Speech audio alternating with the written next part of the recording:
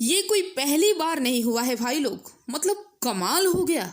ये हमेशा से ही होता है और इसलिए तो कहा जाता है कि जब चलेगा पवन तो रोकेगा कौन। मतलब कि आप सभी ने देखा होगा कि अक्सर और कलाकारों के गानों को ट्रेंडिंग में टॉप पर जाने के लिए धीरे धीरे धीरे ऊपर उठना पड़ता है। मतलब कि पहले 30 पे आएंगे, 20 पे जाएंगे, 15 पे जाएंगे, ऐसे ऊपर जाते हैं। लेकिन हमारे पावर स्टार जब भी कोई गाना लाते हैं तो डायरेक्ट ट्रेंडिंग सेक्शन में टॉप में ट्रेंड कर ही जाते हैं। आज का जो छठ गीत आया है वो तो बेहद ही खूबसूरत सॉन्ग है ही, जिसका परिणाम है कि इतना जल्दी नंबर 1 पर वो गाना ट्रेंड करने लगा है। जी हाँ, फिलहाल ट्रेंडिंग नाउ में नंबर 2 पर है, तो उम्मीद है कि बहुत जल्द ही नंबर 1 की बादशाहत आप लोग देंगे। फिलहाल मात्र 7 घंटों में 1 मिलियन व्यूज भी क्रॉस कर चुका है, 134 के लाइक्स भी है और कमेंट्स की बौछार है।